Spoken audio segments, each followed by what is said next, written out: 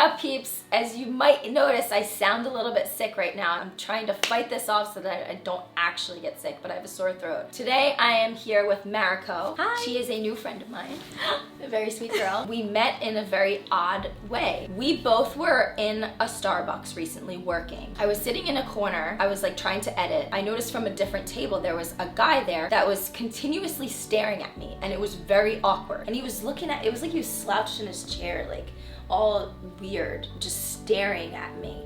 And it was so uncomfortable. It was like he wanted us to look at him.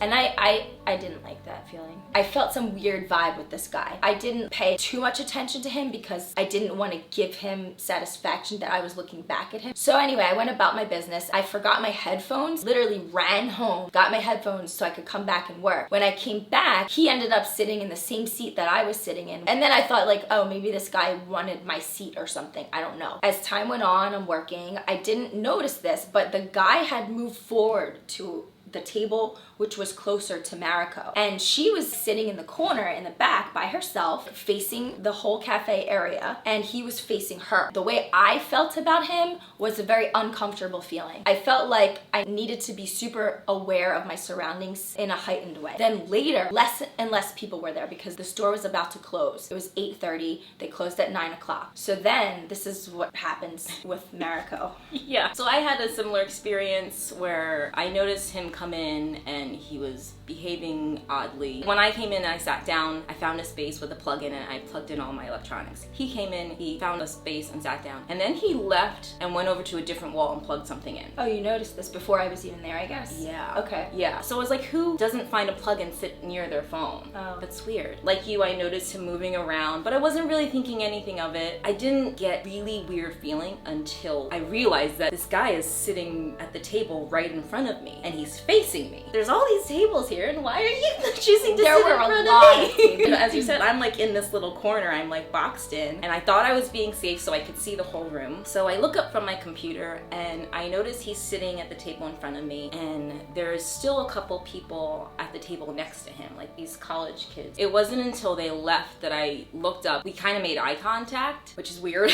Yeah, that was weird because it happened to me. Yeah, and you're like, okay, try not to look at you. Yes. And then it dawned on me that he didn't have anything on his table. Wasn't looking at his phone. He didn't have a computer. There was no tablet. So why is he sitting there for over 20 minutes at a table when he had stuff with him? He left his stuff at the other table. So I start to worry about how I'm going to escape the situation. You know, if he's trying to harm me in some way, do I, you know, leave early and like run in the bathroom and then run out the store or something? I actually tried to push that thought from my mind and tell myself that I was just being, you know, overly cautious. So I go back to working. It's not until the college kids who are sitting next to him get up and leave that I see something going on under the table. Like some movement is happening underneath his table. And so I look up and I'm like, okay, his hand's moving under the table. That's weird. But he can't be doing what I think he's doing, because who would do something like that in a Starbucks? Doesn't even look like he's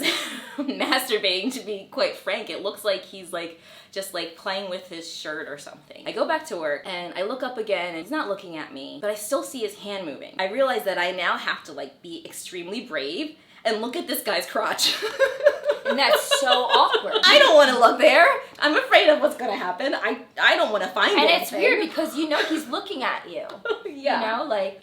Yes. And we're laughing about this, but it's really not funny. Like, it's not a comfortable situation to be in whatsoever. I'm laughing after the fact. Yes, 100%. I look up and I look at this guy's crotch and I realize that underneath his hand there's something flesh colored. And it finally dawns on me that he's not like masturbating in a sense that like one would think. He has taken his pants and he's pulled. He's being really sly about it. He knows he's not supposed to be doing this. And I have this moment of going back and trying to concentrate on my work and debating with myself of what I'm gonna do. And I realized that I don't want to be silent anymore. You know, like I've experienced street harassment, trying to say something back to someone and getting yelled at even more, and realizing that this is the moment where I'm tired of being shy and timid. So I yell at this guy. I look up and I say, stop looking at me.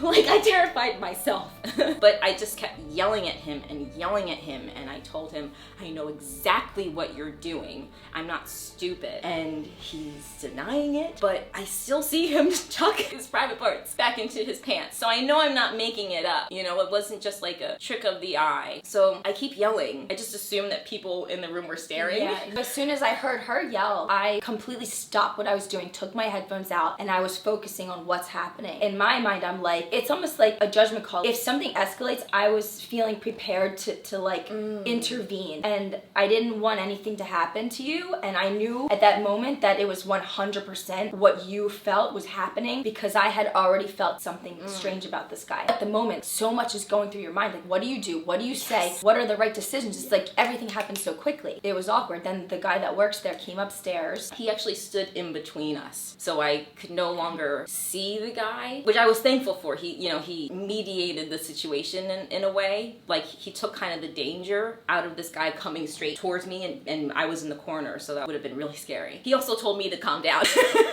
What he said was, you're making our customers feel unsafe, and something about like, can't make people feel unsafe, and if he would like, he can sit downstairs. And you, I'm happy you said this, you said, no, he needs to leave. Yeah. He needs to leave. He has to get out of here. He can't be here. And that's right. You're right. And the guy that works there, he should have said the same thing. And by the way, I think I commend you for your strength and being so vocal about this situation, because that's so tough to be in that position. I hope that this video can inspire you guys to speak up if anything ever happens. There was a lot of adrenaline and fear. I almost started to cry, and I was holding it in. None of us knew this guy's mental state. Once she shouted, I noticed he got up to get his belongings that were on the other table, because he was denying the whole thing. And and then he said, you ruined my night. Like, how dare him say that? I didn't know he said that. He did. He said, you ruined, oh, now you ruined my night. And I was so angry, and I spoke up, and I said to the guy that works there, I had a weird feeling about him too when he was here. So then the guy went downstairs, and you were still emotional,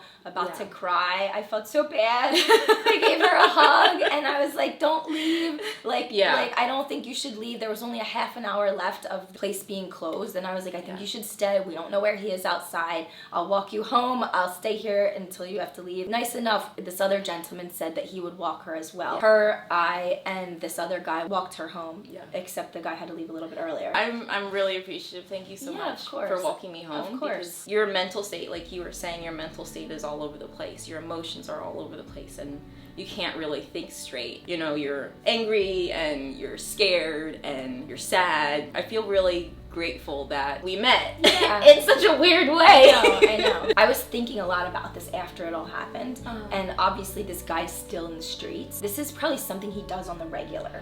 At the moment, you don't think to call the cops. It's so fast, you don't know what to do. If you need to, obviously call the cops in any situation like this. Right, Nylah?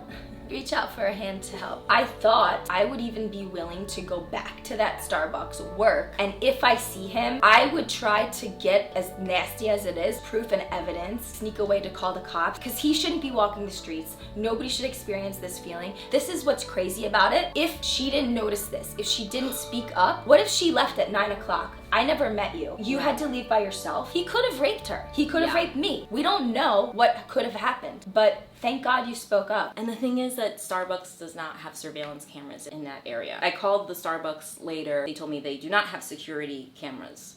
But I went to the police station. They said that they might be able to get surveillance from the surrounding area. It's tough because this guy is still out there. One can only hope that while filing a police report might not catch him, now, maybe with other information, when there's some other proof, eventually he will get caught. If you're in a situation like that, speaking up safely is the best thing that you can do. So I talked to Mariko after the situation, and I said, you know, I have a YouTube channel, and I like to share things with you guys and inspire you in ways that are positive. So I thought, you know, with this bad story, we can spin it to have a positive message where this goes for men as well, because men can be sexually harassed, men can be sexually assaulted. You can speak up too if you witness it. Don't be afraid to say something or do something. If you're in a situation where you feel feel in danger, make sure that you speak up. Don't be afraid. And I know that so many girls are. I know they are. And they don't talk, they don't say anything, they don't speak up,